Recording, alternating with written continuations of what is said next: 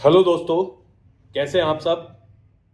मैं डॉक्टर जुबैर त्यागी, राष्ट्रीय प्रमुख सचिव प्राइवेट चिकित्सक मेडिकल एसोसिएशन, अपनी नई वीडियो में आप सभी का स्वागत करता हूं।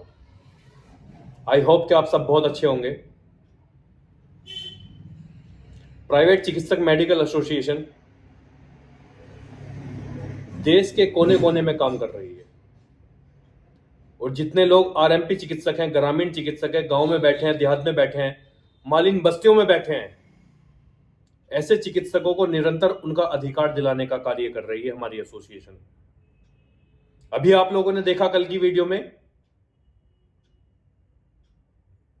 भारत सरकार में मंत्री रहे डॉक्टर रमेश प्रजापति अभी भी समाजवादी से राष्ट्रीय सचिव के पद पर हैं और पूर्व राज्य मंत्री रहे हैं। प्राइवेट चिकित्सक मेडिकल एसोसिएशन ने उनको अपना संरक्षक बनाया है और सैकड़ों चिकित्सकों को उनका अधिकार दिलाने का कार्य किया है। सैकड़ों चिकित्सकों को ग्रीन कार्ड देकर, एक रजिस्ट्रेशन देकर उनको उनका हक दिलाने का कार्य किया है। मेरे साथियों, आप लोगों ने देखा होगा कल की वीडियो में, नहीं देखा है तो जाकर देख लीजिए। कल की जो वीडियो डाली हुई है हम लोगों ने,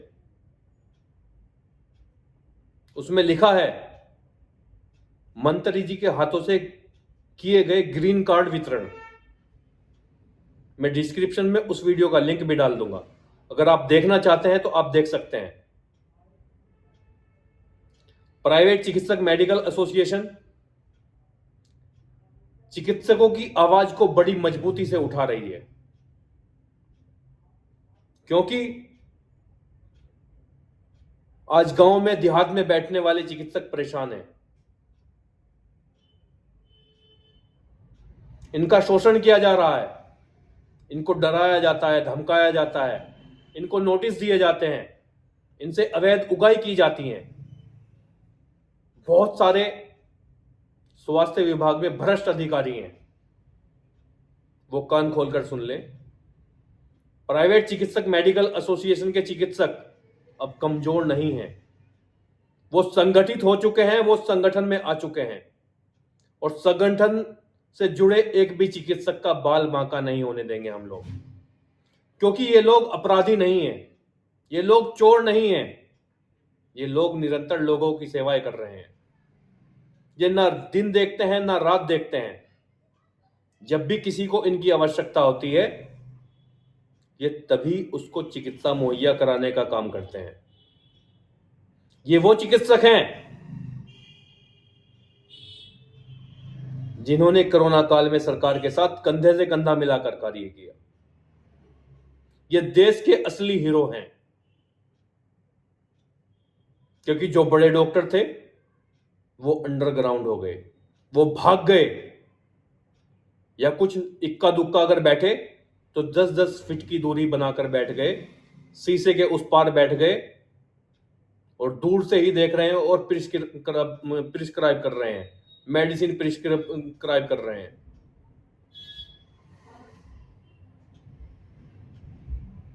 10-10 फीट दूर बैठ गए और वहीं से ही मेडिसिन प्रिस्क्राइब कर रहे हैं। आप लोगों ने देखा होगा, फीस उन्होंने 1 रुपया अपनी कम नहीं की, बल्कि और बढ़ा दी। जिनकी 500 रुपए फीस थी उन्होंने 700 रुपए फीस कर दी, 800 रुपए फीस कर दी। जिनकी 800 थी उन्होंने 1000 रुपए फीस कर दी। जबकि ये चिकित्सक, जो ग्रामीण चिकित्सक हैं, इन्होंने, अगर ये बेचारे 100 रुपए की किसी को दवाई दे रहे थे तो इनका दिल फिर भी नरम होता। इन्होंने सोचा कोरोना काल चल रहा है, लोग पैसे कहां से लाएंगे। जो 100 रुपए की दवाई ये मुहैया करा रहे थे, वही इन्होंने 50 रुपए में देनी स्टार्ट कर दी।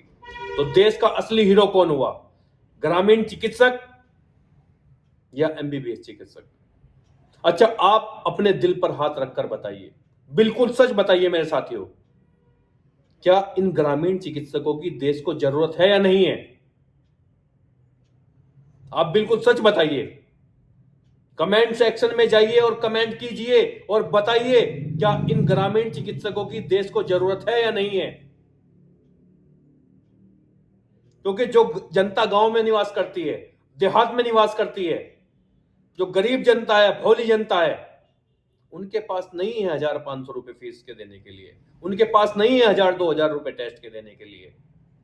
वो 50-100 रुपए में ठीक हो जाते हैं, एक खुराक 2 खुराक ले आते हैं।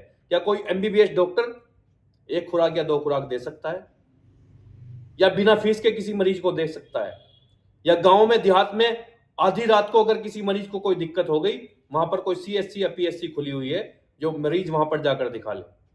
नहीं ना। तो देश का असली हीरो कौन है?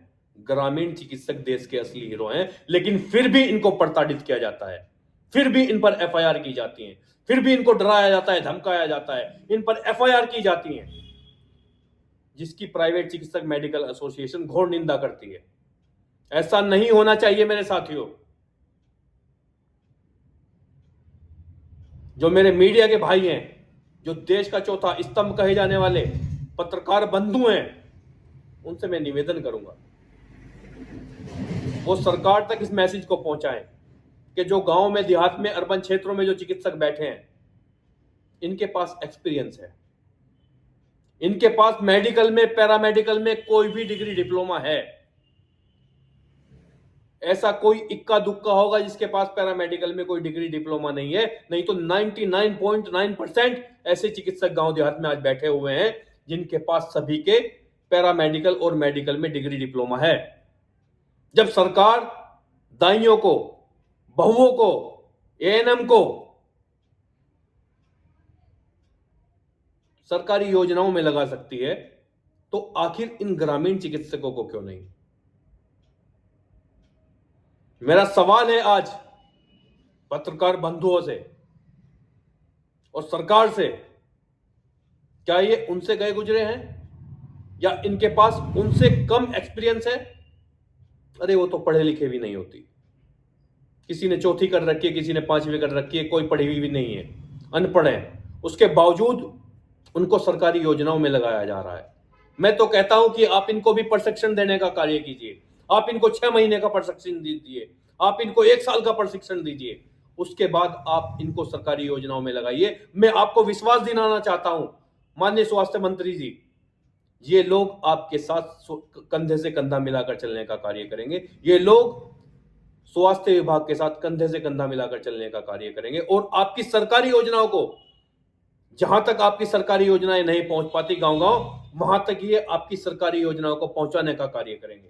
आप एक बार इनको आजमा कर देखिए, आप एक बार इनको प्रशिक्षण देकर देखिए, आप एक बार इनको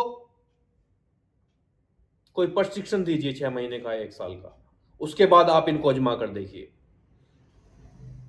देश का ग्रामीण चिकित्सक देश का असली हीरो है, क्योंकि जहां पर सरकार सस्ती और सुलभ चिकित्सा मुहैया नहीं करा सकती, वहां पर ये लोग सस्ती और सुलभ चिकित्सा मुहैया करा रहे हैं। ना दिन देख रहे हैं, ना रात देख रहे हैं, ना पैसे का इनको अभाव है, बस निरंतर लोगों की सेवाओं में लगे हुए हैं। तो सरकार को चाहिए कि सरकार भी इन लोगों के बारे में सोचे, इनको अपराधी बनाने का कार्य ना करे। वीडियो अच्छी लगी हो तो वीडियो को ज्यादा से ज्यादा शेयर कीजिए मेरे साथियों। और हक मांगने से नहीं मिलते, अपना हक छीनना पड़ता है मेरे साथियों। और अपना हक छीनना है तो आपको संगठित होना पड़ेगा, आपको संगठन में आना पड़ेगा, और उस संगठन का नाम है प्राइवेट चिकित्सक मेडिकल एसोसिएशन। आप इस संगठन में आ जाइए, आपको आपका हक दिलाकर रहेंगे। जय हिंद, जय चिकित्सा, जय भारत।